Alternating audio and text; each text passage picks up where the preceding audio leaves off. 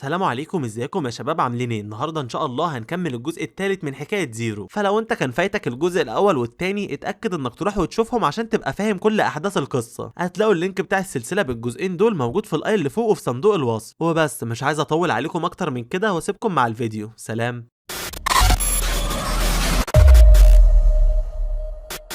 في الاحداث اللي فاتت كنا شفنا لما زيرو كان قدر ان هو يهرب من المنظمه بعد ما قضى على المدرب باروتا والدكتور وي، وبعد كام يوم وبسبب ان هو كان في الغابه وبدون اي اكل او شرب كان قدر بعدين ان هو يلاقي متجر للمسافرين، وهناك كان اشترى منه الاكل والشرب واللي هيكفيه لبقيه الرحله. وساعتها كان دعاه ملك المتجر واللي اسمه وو بان هو يبات عنده النهارده، وفعلا زيرو كان وافق على انه يبات عنده لانه ما حسش منه باي خطر نهائيا. وبعد كده كان جه تاني يوم الصبح وسابه ومشى، ووقتها كان وصل وان والجنود اللي معاه للمتجر عشان يدوروا عليه. وهنا هم كانوا قتلوا كل اللي موجودين هناك عشان هم ما كانوش عرفوهم على مكان زيرو. وفي نفس الوقت ده زيرو كان رجع بقى للمتجر مره تانية لانه كان اكتشف ان ابن الاخ اللي الشخص استضافه سرق منه المسدس بتاعه من الشنطه. بس اول ما وصل للمكان ده كان اتفاجئ لما لقاهم كلهم ميتين، وكمان كان اتفاجئ اكتر لما لقى ان هو مرضاش يقول للجنود على مكانه حتى لاخر نفس فيه. وساعتها هو كان راح للشخص الاصلع لانه اكتشف ان هو الخاين، فبيرفع المسدس وبيصوبه على راسه وبعدها بينهي حياته فورا. بيروح بعدها بقى للخيمه بتاعت هو بيدخلها وهو عمال بيكلم نفسه وبيقول هم اكيد لما مش هيلاقوني في الاتجاه اللي هو قال لهم عليه هيرجعوا هنا مره تانية عشان يشوفوني، بس ساعتها بقى فانا هعمل لهم كمين ومش هخليهم يقدروا ينجوا منه ابدا. في الاثناء دي بتظهر له رساله من اللعبه واللي بتقول له ان هو فعل مهمه من المستوى ايه، وهي مهمه الانتقام، ولازم فيها ان هو يقضي على فريق عينات الاختبار دول بالكامل. في الوقت ده بيتوجه زيرو لعند الترابيزه وبيحط عليها كل الاسلحه بتاعته وبيبدا ان هو يفككهم وبيدمجهم مع السلاح بتاعه هو، لغايه ما في الاخر بيقدر ان هو يكون قناصه قويه جدا. وبعدها بيخرج من الخيمه وهو شايلها وبيكلم فريق عينات الاختبار دول في سره وبيقول لهم انا هخليكم تندموا كويس على اللي عملتوه. ومع مرور الوقت بقى وطلوع الليل بيرجع فعلا فريق منظمه جيريمينال بالمدرعات بتاعتهم، بس ساعتها زيرو بيكون واقف ومستنيهم وسط الاشجار عشان يقضي عليهم. وساعتها بنروح لوان واللي بيكون باصص من شباك واحده من المدرعات دول وبيقول لنفسه لو هو ما مشاش في الاتجاه ده فده معناه ان هو مشى في الاتجاه التاني، وبيقول ان دي مش هتكون مشكله ابدا لانه اكيد في النهايه مش هيقدر يهرب لمسافه بعيده. ولكن اول ما بيخلص كلامه بيتفاجئ لما بيلاقي المدرعه اللي هو راكبها بدات تتهز فجاه وبتنحرف عن الطريق. بيسال السواق عن اللي حصل فبيرد هو عليه وبيقول له اعتقد ان الكاوتش انفجر، لكن وان ما بيقتنعش بكلامه وبيقول له مستحيل ان كاوتش مدرعه ينفجر بالسهوله دي واكيد قناص هو اللي عمل كده. وبعدها بيأمره ان هو يغير الاتجاه فورا عشان يروحوا ويطاردوه. وفي اللحظه دي لما بيشوفهم زيرو وهم جايين في اتجاهه مره تانية بيفرح جدا لانه كده بيكتشف ان خطته ماشيه زي ما هو عايز بالظبط، وبيقول لهم في سر وهو بيضحك من السهل التنبؤ بتصرفاتكم جدا. وهنا المدرعات بقى بتبدا تمشي على الالغام الارضيه اللي زيرو كان مجهزها قبل كده، ووقتها هي بتتقلب بالكامل بالجنود اللي فيها وفي شويه منهم بيفقدوا حياتهم. بيخرج الباقي اللي عايش بقى ساعتها هم حاسين بألم شديد جدا، بس بيكمل زيرو هجوم بالقناصه بتاعته وبيقدر ان هو يقضي عليهم بالكامل. لكن لما بيجي الدور على وان فهو بيقدر انه يتفادى الرصاصه دي وبيزعق له بعدها وهو واقع على الارض وبيتكلم وبيطلب من اللي بيضرب عليهم ده ان هو يظهر نفسه فورا. وقتها بيسمع زيرو كلامه وبيروح وبيقف قدامه، وساعتها وان بينصدم وبيقول له انت مستحيل تعمل حاجه زي دي لانك مجرد قمامه وملكش اي فايده، فازاي ممكن دلوقتي انك تقضي على فريق من النخبه بالكامل؟ يرد زيرو عليه وهو بيضحك وبيقول له اخر واحد كان قال لي الكلام ده فهو كان مات بالفعل من فتره. وقبل ما يلحق يخلص كلامه بيقطعه فجاه شخص من جهاز الارسال وبيقول له انا ابقى رئيس المنظمه، ولو انت رجعت للمقر دلوقتي عشان تحضر المحاكمه فانا هخليك تحتفظ بذاكرتك، وكمان انا هديلك منصب عالي جدا ومش هتبقى عينه اختبار بعد كده ابدا. بيرد زيرو عليه وبيقول له طب ايه اللي يخليك تفتكر ان انا ممكن اقبل العرض بتاعك؟ فبيجاوبه الرئيس ساعتها وبيقول له المنظمه مقدر ليها انها تتواجد وتحقق انجازات كبيره جدا، وهيكون من الطبيعي بالنسبه لنا انك لو اشتغلت معانا عشان هتساعدنا بعدين، بس لو انت بقى كنت قررت انك ترفض العرض بتاعنا ده فمهما كان المكان اللي هتروحه فاحنا مش هنسمح لك انك تعيش في سلام ابدا. بيضحك زيرو ساعتها على كلامه وبيرد عليه وبيقول له انا ناوي ان انا ادمركم بالكامل، وبعدها بيقوم ضارب وان بالقناصه بتاعته وبيقضي عليه هو كمان. وساعتها بيكلم نفسه وبيقول انا بقوتي الحاليه فانا ضعيف فعلا ومش ند ان انا قاتل المنظمه بالكامل، عشان كده فانا لازم استغل الفتره الجايه دي واحاول ان انا ادور على مساعده من كيان يكون في نفس قوه منظمه جيريمينال. بيسيب القناصه دي بقى وقتها على قبره هو وبيمشي بعدها عشان يروح لامبراطوريه ستار دراجون. يعدي الوقت معانا بعدها وبنشوف زيرو راكب في قطر البضائع مع الطيور وفاتح نافذه اللعبه قدامه، وبيقول لنفسه بعيدا عن منظمه جيريمينال فالمماليك السته الكبرى هم الوحيدين اللي في نفس قوتها تقريبا، وده معناه ان انضمامي لواحده من المماليك دول فهيكون مناسب جدا ليا عشان اقدر اعمل المهمات اللي بعد كده. في الاثناء دي بتجيله مهمه جديده، ولما بيقراها بيتفاجئ لان بيلاقي اللعبه بتطلب منه ان هو يدمر منظمه جيريمينال، ومطلوب منه عشان يقدر ينجز المهمه دي ان هو يدمر 20% منها على الاقل. بيكلم زيرو نفسه ساعتها وبيقول زي ما توقعت تماما ان انا مش هعرف اعمل المهمات دي لوحدي، وبعدها بيوافق على المهمه وبيقول ان شكل دي كده هتكون هي المهمه الرئيسيه الفتره الجايه بالكامل. بعد مرور فتره من الوقت بقى بيوصل اخيرا لعند امبراطوريه ستار دراجون، بس لما بيشوف هناك ان في نقاط تفتيش بيبدا يقلق، وبيقول لنفسه انا دلوقتي مطلوب من منظمه جيريمينال واكيد الامبراطوريات وصل لهم المعلومه دي هم كمان، وشكلي كده حاليا مش هعرف ان انا اعدي من نقاط التفتيش دي ابدا. بيضحك بعدها وبيقول بس ده مش هيوقفني لان في لاعبين تانيين على قائمه المطلوبين برضو من الدول بتاعتهم وما يقدروش انهم يعدوا من نقط التفتيش هم كمان، وطالما انا هقدر الاقي الان بي سي المسؤولين عن عمليه التهريب وادفع لهم الفلوس اللي هم عايزينها فانا كده هقدر ادخل بكل سهوله. وفعلا هو هنا بيروح لعند اول واحد بيلاقيه وبيقوم رامي الشنطه بتاعته قدامه وبيقول له انا عايز ادخل جوه المدينه دي وهدفع لك بالاسلحه. بيبص الشخص ده ساعتها للاسلحه باحباط بس بيوافق في النهايه وبيطلب من زيرو ان هو يركب في العربيه. وقتها زيرو بيكلمنا وبيقول لنا مملكه ستار دراجون دي تبقى واحده من الممالك السته الكبار في العالم، وفي الحرب الاخيره منظمه جيريمينال كانوا وصلوا لاتفاق سري مع اعداء الامبراطوريه، ووقتها هم اطلقوا هجوم واسع النطاق على كل المملكه في فتره صعبه جدا اثناء الحرب، لدرجه ان في الاخر المملكه دي كانت على وشك انها تخسر مكانتها ما بين الممالك السته كلهم. عشان كده مملكه ستار دراجون دي هتكون الخيار الانسب ليا حاليا بسبب كرههم الشديد للمنظمه. بيكمل بعدها وبيقول المكان ده زي ما انا كنت فاكره بالظبط في حياتي السابقه، يعني لو انا مشيت حوالي 2 كيلومتر كده في اتجاه الشمال فانا هقدر الاقي محل تصليح، وعند المحل ده فانا هقدر الاقي المهمه المخفيه، وبما ان لسه مفيش منافسه دلوقتي اساسا في اللعبه فانا هقدر ان انا اسبق كل اللاعبين بسهوله. بيوصل للمحل ده فعلا وبيلاقي الشخص اللي هو عايزه، بس بدل ما بيبدا المهمه اللي هو عايزها بينشغل باللعبه اللي هم بيلعبوها لان المنافسه ما بينهم بتكون شديده جدا. وفي اثناء ما بيكون بيتفرج كده بتقطع البنت صاحبه المحل وبتساله لو كان عايز اي حاجه يصلحها. بيستغرب زيرو وقتها لانه بيكون اول مره يشوفها وبيقول لنفسه انا ازاي ما لاحظتهاش قبل كده، وبعدها بيرد عليها وبيسالها لو كانوا بيقبلوا متدربين هنا. بتوافق البنت دي ساعتها لانها بتفهم وبتقوم مدخله جوه المحل فورا وبتديله جهاز مكسور وبتقول له لو انت عرفت تصلح الجهاز ده فانا هسمح لك انك تشتغل هنا. زيرو في اللحظه دي بيكون على وشك انه ياخد الجهاز منها بس بيوقفه فجاه الراجل اللي كان بره وبيناديه باللاعب وبيقول له انت ليه عايز تتدرب هنا. بيتوتر زيرو ساعتها لما بيعرف ان هو ناداه باللاعب وبيقول لنفسه هو ازاي الشخص ده قدر انه يعرف هويتي الحقيقيه، بس على اي حال انا هحاول اهدى دلوقتي واكتشف الموضوع ده بعدين. وبعد كده بيرد على الراجل الكبير وبيقول له انا بحاول بس ان انا ادور على وظيفه مش اكتر، وبتكلم الشخص الكبير ده واللي بيكون جدها في الحقيقه وبتقول له احنا اخيرا لقينا شخص عايز ان هو يشتغل فعشان كده حاول ما تخوفهوش واحنا محتاجينه لان انا هبقى مشغوله جدا. في الاثناء دي الراجل الكبير بينهي اللعبه اللي كان عاملها وبيروح قايم من على الكرسي بتاعه وهو باصص لزيرو وبيقول له انا صاحب المحل ده وعشان تتقبل فيه فانت لازم تعدي في الاختبار بتاعي الاول. بيستغرب زيرو وبيساله على الاختبار اللي هو هيقصده فبيضحك الراجل الكبير ساعتها وبيقول له كويس انك ما طلعتش جبان، وبعدها بيشاور له على صاحبه اللي بيلعب معاه وبيقول له في خلال 3 ساعات انا عايزك تبني دراع صناعيه ليه ولو هو كان راضي بيها فانت هتتقبل على طول. بيتفاجئ صاحبه اللي قاعد من كلامه وبيقول له انت ليه بتدخلني في الموضوع اساسا، بس بيسكت بعدها لما بيبص على زيرو وبيقول لنفسه انا حاسس ان انا شفت الشخص ده قبل كده. البنت على الجهه التانيه بتعترض على كلام جدها وبتقول له الموضوع ده بياخد ساعات كتيره لتخطيط ورسم الطرف الصناعي فازاي انت متوقع ان هو ممكن ينجح في اختبار زي ده في 3 ساعات بس لان دي تعتبر حاجه مستحيله. بيرد عليها الجد وبيقول لها احسن لك تخليكي بره الموضوع لانه محتاج يوريني بعض المهارات اللي عنده لو كان عايز يشتغل عندي، ولو هو مش هيقدر على المهمه دي فمن الافضل ان هو يمشي دلوقتي وخلاص. بس هنا بقى زيرو بيبتسم بكل ثقه وبيقول له انا عايز اقبل الاختبار. وقتها لو اللي هي حفيده الجد بتستغرب من قراره وبتقول له انت اكيد مجنون لان المهمه دي مستحيله. وفي المشهد اللي بعده وبعد شويه من الوقت بنروح بقى لعند اوضه التصنيع واثناء ما بيكون زيرو بيجمع الحاجات اللي هو هيشتغل بيها بتجيله لو هي شايله ورقه رسم وبتقول له يا ريت تعرفني الخطه بتاعتك لاننا ممكن نصمم الدراع ده مع بعض ونوفر وقت كبير. بيرد زيرو عليها وبيقول لها انا مش محتاج اصمم اي حاجه لان انا عندي نموذج جهاز في دماغي بالفعل. بتندهش له من كلامه وبتقول له بس ازاي انت قدرت تصممه في الوقت القليل ده. وقبل ما يلحق زيرو ان هو يرد عليها بيتدخل جدها في الحوار وبيقول له بطل تفاخر لانه صنع تصميم بالكامل في فتره قصيره زي دي مستحيل حتى الخبراء اللي زي ان هم يعملوه واكيد انت شكلك كده عمال بتكذب بس مش اكتر. بيرد زيرو عليه ببرود وبيقول له استنى بس وانت هتشوف بنفسك. وبعد مرور فتره من الوقت بيتفاجئ الجد فعلا من اللي شايفه وبيقول لنفسه ده الدراع الصناعيه بدات تاخد شكلها ومفيش اي قطعه زياده عن اللي هو محتاجها وبيتساءل لو فعلا كان زيرو قدر ان هو يصممها في دماغه من البدايه. وبعد كده بقى الثلاثه بينصدموا لما بيلاقوا ان زيرو خلص الدراع، ومش بيكونوا مصدقين ان هو قدر يصنعها بالكامل بس في ساعتين ونص. بيركبها لصاحب الجد بعدها وبيقول له خد وجربها بنفسك وقول لي انت حاسس بايه. فبيرد عليه الشخص ده وبيقول له باندهاش الايد دي رائعه ومرنه جدا وحتى ما بتوجعش جلدي نهائيا. وبعدها بيشكره وهو بيلبس القميص بتاعه وبيقول له انا مدين ليك بالجميل ده. بيفرح زيرو ساعتها من كلامه وبيقول له انت تقدر تحتفظ بيها، بس بيقاطعه الجد وهو متعصب جدا وبيقول له انت صنعت الايد دي بالادوات بتاعتي انا ومالكش الحق انك توزعها مجانا بدون اذني. بيرد عليه زيرو وقتها ببرود وبيقول له طب انا بطلب منك الاذن دلوقتي عشان تسمح لي ان انا اشتغل هنا. ساعتها بيديله الجد ظهره وبيقول له انا موافق بس خلينا نشوف كام المده اللي هتقدر تصمد فيها معانا. وهنا زيرو بيفرح بشكل كبير لانه اخيرا لقى مكان يقدر يبات فيه، وبيقول لنفسه انا بالتاكيد هاخد كل التصاميم بتاعته قريب جدا، ده غير ان انا هقدر اعلي مهاراتي الميكانيكيه هنا وبرضه هرتاح شويه. في الاثناء دي الشخص اللي اخذ الايد الصناعيه بيودع الجد وبيقول له هبقى اجيلك قريب عشان نكمل لعب، بس بيرد عليه الجد بعصبيه وبيقول له امشي وما تجيش للمكان ده مره تانية لانك مجرد خاسر في النهايه. ساعتها الشخص ده بيروح العربيه ووقتها بيفتح له المساعد بتاعه الباب، ولما بيركب بيديله التليفون وبيقول له ان في حد بيرن عليه. وهنا بقى بيرد الشخص ده على المكالمه وبيقول له بلغ وكاله المخابرات ان زيرو تسلل لمملكه ستار دراجون وموجود حاليا في العاصمه الغربيه. بيتغير المشهد معانا بعد كده وبنروح بقى لعند مقر دفاع مملكه ستار دراجون وبنشوف ان في اتنين نازلين مع بعض في المصعد، وساعتها بتتكلم بنت وبتقول زيرو دلوقتي موجود في العاصمه الغربيه وفي احتمال ان هو عايز يطلب لجوء. بيرد عليه الشخص اللي لابس نظاره وبيقول لها بس هو هارب من منظمه جريمينال ودول حاطين على راسه 150 الف دولار، وده معناه كده ان في احتمالين دلوقتي، الاول هو انه عنده معلومات مهمه عنهم، والتاني انه قوي جدا والتهديد اللي بيشكله ممكن يكون اكبر مما نتخيل. بترد عليه البنت دي وبتقول له احنا جالنا اوامر باننا نقرب منه بحياديه. بيفهم الشخص اللي منضره كلامها وبيطلب منها انها تجهز نفسها لكل الاحتمالات مع المحافظه على الاوامر، وبيطلب منها برضه انها تحافظ على سريه وجود زيرو في العاصمه عشان مكانه ما يتسربش لمنظمه جريمينال. بيروح بعد كده لاوضه المراقبه وبيطلب منهم يتحققوا من كل الرسائل اللي اتذكر فيها اسم زيرو ويمنعوا اسمه ده من انه ينتشر على النت. في الاثناء دي بنتوجه احنا بقى لعند مكب نفايات المنطقه السبعه، وهناك الرئيس ليوبارد بيكون قاعد على الكرسي وبيدخن السيجاره بتاعته، وبنشوف ان هو بيتكلم مع زيرو وبيقول له انت مين وليه بتدور عليا. بيرد عليه زيرو وقتها وهو ماسك مسدس في ايده وبيقول له مش مهم انا مين لان اعتقد انك محتاج تتعاون معايا. في اللحظه دي واحد من الجنود بيشوف المسدس اللي في ايده وبينصدم لما بيلاقي ان هو مش معاه المسدس بتاعه، هو بيفهم كده ان زيرو كان اخده منه. اما زيرو بقى فبيكمل كلامه للرئيس ليوبارد وهو بيفكك المسدس اللي معاه وبيقول له صفقات الاسلحه مهمه جدا وانا اقدر اخليك تقلل من التكلفه بشكل كبير، وكل اللي انت محتاج تعمله بس هو انك تدفع مقابل بسيط جدا. بيستغرب ليوبارد من اللي سمعه وبيساله لو كان بيعرف يصنع الاسلحه، وبيكمل بعدها وهو بينزل السيجاره بتاعته وبيقول له بس ايه نوع التعاون اللي انت عايزنا نبدا بيه ما بيننا. بيرد عليه زيرو وبيقول له هبقى اعرفك التفاصيل بعدين، بس كل اللي انت محتاج تعمله دلوقتي انك توفر لي الموارد اللي انا محتاجها وانا ههتم بالتصميم والتصنيع بنفسي، وكمان انا تقريبا هشتغل ساعتين هنا كل يوم واجري هيكون 230 دولار على كل مسدس، وبالاضافه لكده فانا ممكن اخد اي خرده انا عايزها كمان. بيرد عليه ليوبارد وبيقول له بس انا مش هقدر ادفع لك غير 150 دولار بس على المسدس الواحد. ساعتها زيرو بيتجاهله ومش بيرد عليه وبيسيبه وبيمشي، بس بيوقفه ليوبارد قبل ما يطلع من الباب وبيقول له خلاص انا موافق على العرض بتاعك. بيرد عليه زيرو وبيقول له تمام لو كان كده فجهز كل الادوات والموارد اللي انا هحتاجها فورا لاني هبدا تصنيع من بكره، ودلوقتي بقى انا هروح عشان اخد الخرده اللي انا عايزها. بيقعد يتكلم مع نفسه ساعتها وهو عمال بيقلب في الخرده دي وبيقول المهمات بقت قليله جدا الفتره الحاليه وتصنيع الحاجات اللي انا محتاجها بيكلفني فلوس كتيره، والمبلغ اللي انا باخده من محل التصليح للاسف قليل جدا، واكيد هو عمره ما كان هيكفيني، بس انا دلوقتي مش محتاج اقلق بخصوص الفلوس دي ابدا. والمشكله حاليا بقى ان بقدره استخبارات القسم ال13 الهائله فهم هيقدروا يكتشفوا وظيفتي التانيه، وطالما هم هيكتشفوا الموهبه بتاعتي فهم اكيد هيجوا ويدوروا عليا. بيرجع لمحل التصليح من تاني بس هناك بتوقفه له وبتقول له انت كنت فين لانك كنت بقالك فتره كبيره جدا بره. بيرد عليها زيرو وبيعرفها انه كان بيدور على موارد يستخدمها من مكب النفايات. بتقلق له لما بتسمع كده وبتقول له بس المكان ده خطير جدا ومن الافضل انك ما تروحش هناك تاني في المستقبل، وبتكمل بعدها وبتقول له روح دلوقتي بقى واغسل ايدك عشان خلاص الاكل بقى جاهز. بيسمع زيرو كلامها وبيقول لنفسه وهو محبط متطلبات مهمه الوصول للمستوى ال20 بتتطلب 5 مهارات اساسيه، وحاليا فانا ناقصني مهاره تكوين الاسلحه وكمان كتاب الموارد، بس الشخص اللي انا شغال عنده فهو معاه مجموعه كبيره جدا من كتب الميكانيكا ولازم ان انا اتصرف والاقي اي طريقه عشان اقدر اخدهم منه. بيروح بعدها عشان يتعشى وساعتها ولما بيلاقي الجد قاعد على الترابيزه بيوجه له الكلام وبيساله لو كان يقدر يستلف منه الكتب، بس الجد ده بيرفض فورا وبيقول له ما تفكرش حتى في الموضوع ده بعدين لاني مش هديلك اي كتاب. وقتها زيرو بيضحك وهو بيحط له قطعه لحم في الطبق بتاعه، هو بيقول له ما تخليكش قاسي بالشكل ده وخلينا نعتبرها مجرد مساعده للموظف اللي عندك مش اكتر، وفي الاول والاخر فانا لما اخد منك الكتب هقدر اطور من مهاراتي وفي النهايه هساعدك. بيبعد الجد الطبق بتاعه وبيرد على زيرو وهو متضايق جدا وبيقول له انت طلعت شخص وقح اكبر مما كنت اتخيل، وانا عمري ابدا ما هديلك اي كتاب من عندي مهما قلت من كلام. بس هنا بتيجي لو بتكلم زيرو وهي شايله الكتب وبتقول له انا جدي كان بيهزر مش اكتر لان الكتب دي مش مهمه اساسا. واول ما بتديله الكتب دي بيتعصب الجد ساعتها جدا وبيقول لها انت واقفه في صف مين. في الوقت ده زيرو بيفتح الكتب عشان يقراها، ووقتها بيلاقي نافذه ظهرت له من اللعبه واللي بتساله لو كان عايز يحط نقطه تطوير في مهاره التعلم. بيوافق زيرو ساعتها فورا على الموضوع ده، وهو بيقول لنفسه انا عشان اقدر اقاتل ضد منظمه جيريمينال وكمان اتفوق على اللاعبين الباقيين في وقت قليل جدا، فالحاجه الوحيده اللي اقدر اعتمد عليها هي المهارات بتاعتي. ده غير ان انا هبقى محتاج برضه ابهر الاشخاص اللي من القسم ال13، وعشان كده انا مش هقدر اضيع اي وقت نهائيا ولازم ان انا اكون مستعد في اقرب وقت ممكن. وفي نفس الاثناء دي بقى وبره البيت بيكون في شخص غامض مراقب زيرو عمال بيبعت رسائل للمسؤولين بتوعه، وبيقول لهم في الرسائل دي ان هو خلاص قدر يحدد مكان الهدف. بيمر الوقت معانا وبنروح لتاني يوم الصبح واللي بتكون لوفي حاسه بملل شديد جدا لان مفيش اي زباين جات لهم النهارده، ولما بتلاقي ان زيرو مشغول في حاجه بيصنعها بتنادي عليه وبتقول له ايه اللي انت بتعمله دلوقتي. فبيرد عليها زيرو وبيقول لها ان هو بيصنع روبوت بس عشان يسلي نفسه شويه. بتندهش له جدا وبتقول له انا مش مستغربه دلوقتي من المهاره الكبيره اللي عندك. في الوقت ده بيقاطعهم شخص لابس بدله وبيدخل عليهم وبيسالهم لو كانوا بيصلحوا الحاجات هنا، فبتجري عليه له وقتها وبتقول له ده صحيح وبتساله عن الحاجه اللي هو عايز يصلحها. بيرد عليها الشخص ده وبيقول لها ان العربيه بتاعته عطلت عند مكب النفايات. بتفهم له كلامه وبتوافق ان هي تروح معاه لهناك عشان تصلحها له. بس هنا الشخص اللي لابس بدله بيبص على زيرو وبيقول لها للاسف الموتور بتاع العربيه متسخ جدا فليه ما تسيبيش الولد ده هو اللي يجي معايا. زيرو بيتفاجئ لما بيسمع كلامه وبيقول لنفسه الشخص ده كان عنده خطوات قويه وثابته من شويه وشكله مدرب كده، وفي احتمال ان هو ممكن يكون كشاف للقسم ال13. في الوقت ده بترد عليه له وهي متعصبه وبتقول له انت ازاي شايف ان انا عندي مانع في ان انا اوسخ ايديا. بس بيجي زيرو بيهديها وبيقول لها خلاص ارتاح انت وسيبيني انا اللي اهتم بالموضوع ده. وبعدها بيخرج مع الراجل لمكان العربيه فعلا، ولما بيوصلوا بيفتح زيرو غطا المحرك وبيبدا ان هو يصلحها. وفي اثناء ما هو كان بيعمل كده بينادي عليه الراجل اللي معاه وبيقول له هو انت اسمك ايه لان شكلك صغير جدا على النوعيه دي من العمل. بيرد عليه زيرو بكل برود وبيقول له انا عندي 30 سنه لكنك المفروض كنت تظهر نفسك الاول قبل ما تسال عن اسماء الناس التانيه. بيتفاجئ الشخص ده ساعتها من وقاحته بس فعلا بيعرفه عن نفسه وبيقول له انا اسمي فينج جون. بيرد عليه زيرو ساعتها باحباط وبيقول له انت شكلك فهمتني غلط لان كنت بسالك عن السيجاره. ولما بياخدها منه بيرد عليه بكل برود وبيقول له انت ممكن تناديني بهانزي ياو. بيفهم الشخص اللي بدله كلامه وبيروح ساله مره تانيه اذا كان هو غريب عن العاصمه دي لان اول مره يشوفه. وقتها زيرو ما بيردش عليه وبيقوم قافل غطا المحرك وبيقول له العربيه اتصلحت بالفعل خلاص والحساب $100. بيكلمه الشخص اللي بدله لما بيعرف ان هو صلحها وبيقول له انت عندك الحاجه دي منين لان انت عندك موهبه كبيره فعلا على سنك الصغير. بيرد عليه زيرو وبيقول له انا اتعلمت كل حاجه بنفسي. وهنا الشخص ده بيحط ايده في جيبه عشان يجيب له الفلوس وبيروح ساله برضه بيقول له انت منين. فبيرد عليه زيرو مره تانيه وبيقول له انا اصلي من الريف. ولما بيلاقي ان هو طول وما جابلوش الفلوس بيبدا يستهزأ بيه وبيقول له انت شكلك مستني ان انا اديلك خصم. بس ساعتها الشخص اللي ببدله ده بيطلع له الفلوس في الاخر وهو محبط جدا من اساءته ليه. وزيرو ما بيقفش على الحد ده وبيبدا يستهزأ بيه مره تانيه وبيقول له شكلك كنت عين المحفظه بتاعتك في اعمق جيب شفته في حياتي. في الوقت ده الشخص اللي ببدله بقى بياخد العربيه بتاعته وبيمشي، واول ما بيبعد عن زيرو بيلاقي تليفونه بيرن فبيرد عليه وبيقول الانطباع الاول بيظهر ان الشخص ده يبقى ميكانيكي، عشان كده انا مش هقدر احدد الخطر اللي جاي من ناحيته حاليا وكل اللي انا اعرفه ان اسمه هانزي ياو. يرد عليه الشخص اللي على التليفون وبيساله عن شخصيته فبيجاوبه الراجل ده وبيقول له ان هو مزعج جدا. بعد مرور فتره من الوقت بقى زيرو بيرجع ولو بتروح تكلمه وهو شغال مره تانية وبتقول له الزباين بقت كتيره جدا مؤخرا وكده في احتمال اننا نفتح فرع تاني قريب، بس المشكله ان اغلب الزباين دول بقوا بيجوا وبيسالوا عليك انت بالخصوص في الايام اللي فاتت. بيرد عليها زيرو وهو بيضحك وبيقول لها انا بس بعمل شغلي بشكل كويس جدا فعشان كده هم بيحبوني. بيمسك بعدها الشنطه اللي على الارض وبيقعد يفضي كل اللي فيها على المكتب وبيقول لنفسه انا اخيرا قدرت اخلص كل اجزاء الروبوت ده وما بقاش فاضل بس غير ان انا اجمعهم مع بعض. ولما بينتهي بيبص للروبوت وهو فرحان جدا وبيقول له انا هسميك رينجر واحد. وبعدها على طول بيتفاجئ لما بيلاقي مهمه جديده ظهرت له من اللعبه فجاه وبسبب انشغاله فهو بيرفضها المره دي، بس لما بيقراها بيستغرب وبيقول لنفسه ازاي ممكن ان يكون في مطارده في العاصمه الغربيه وهي عليها حراسه مشدده جدا. وبيكمل بعدها وبيقول بس ممكن المطارده دي تكون مصنوعه من القسم ال13 عشان يحددوا فيها مستوى قوتي. وهنا بيتراجع زيرو بقى على قراره وبيروح موافق على المهمه. بيجهز نفسه وبياخد الروبوت بتاعه بعدها وبينادي على لو بيقول لها انا هخرج لمده يوم وعايز اخد اجازه. بتوافق له على الاجازه بس بتوقفه بتوقفه قبل ما يمشي وبتقول له لو انت وقعت في اي مشاكل فانا ممكن اساعدك. بيطمنها زيرو ساعتها وبيقول لها ما تقلقيش لان مفيش اي حاجه هتحصل. وفي الوقت ده بيكون في اشخاص مراقبينه بره، ولما بيشوف واحد منهم بيقول لزميله باحباط هو ازاي الطفل ده اللي عليه 150 الف دولار، لان من الواضح من هيئته كده ان هو شخص عادي جدا. بعد شويه بيبداوا يمشوا وراه بعربيتهم، بس في نفس الوقت بيكون في اشخاص من الفرقه ال 13 مراقبين زيرو هم كمان، وفورا لما بيشوفوا اللي بيحصل ده بيروحوا مبلغين المقر. وبعد مرور فتره من الوقت بيوصل زيرو لعند مكب النفايات وبيبدا ان هو يكلم نفسه وقت ما كان داخل، وبيقول القتال في الاماكن السكنيه خطر جدا لان في احتمال ان الاشخاص الابرياء يتاذوا، فمن الافضل ان القتال يبقى هنا. وبعدها بيروح للرئيس وبيقول له انا جيت عشان اخد بعض الادوات. بيرد عليه ليوناردو بيقول له احنا تقريبا في وقت الغداء، فايه رايك انك تيجي وتنضم لينا؟ بيوافق زيرو، وساعتها ليوناردو ده بيضحك ضحكه خبيثه. وبعد ما بيقعد معاه بيقول له انا دفعت فلوس كتيره جدا عشان ابحث عن هويتك، وعمري ما تخيلت ابدا انك مجرد شخص عادي جه للعاصمه الغربيه هنا من فتره قريبه. بيرد عليه زيرو وهو بياكل وبيقول له طب انت ليه ما حطيتش احتماليه ان المعلومات اللي وصلت لك دي تكون غلط؟ ليوناردو ما بيهتمش لكلامه، هو بيقول له من الافضل كده انك تسلمني كل المعلومات عن تقنيه تصليح الاسلحه بتاعتك، وانصحك انك تسمع كلامي ده عشان تموت من غير اي الم. بيضحك زيرو وقتها وبيقول له انت ليه واثق جدا كده انك ممكن تهزمني؟ فبيرد عليه ليوباردو وبيقول له انت هنا مجرد متجول عادي واقل شخص عندنا ممكن ان هو يهزمك، وبالرغم من انك ذكي الا ان معلوماتك عني محدوده جدا وما تعرفش ايه اللي اقدر اعمله. بيرد عليه زيرو تاني بكل ثقه وبيقول له افتح بس الانترنت المظلم على التليفون بتاعك وحاول تبحث عن اخر الاشخاص المطلوب اغتيالهم. ليوباردو ما بيسمعش الكلام وبرضه وبيقول له انا سمعت الكلام التافه ده كتير جدا، واخر شخص كان بيحاول خداعي ما قدرناش اننا ندفن جثته في مكان واحد. بيرد عليه زيرو مره تانية وهو بيحط ايده جوه شنطته وبيساله لو كان في اي مجال للتفاهم ما بينهم، بس هنا واول ما بيخلص كلامه بيلاقي واحد من الحراس حاطط المسدس بتاعه على دماغه، وساعتها زيرو بيضحك في سره وبيقوم من على الكرسي فورا وهو لابس الايد الميكانيكيه، وعلى طول بيهجم على الحراس دول وبيقدر ان هو يقضي عليهم كلهم في وقت واحد. الرئيس ليوبارد هنا بينصدم من اللي حصل ومش بيكون مصدق اللي شايفه، وعشان كده فهو بينادي على بقيه الحراس وبيأمرهم كلهم ان هم يجوا فورا ويقتلوه. ساعتها الحراس بيجروا فعلا ناحيته وهم مستغربين جدا، وبيقول واحد منهم هو ليه محتاج عدد كبير جدا مننا كده عشان شخص واحد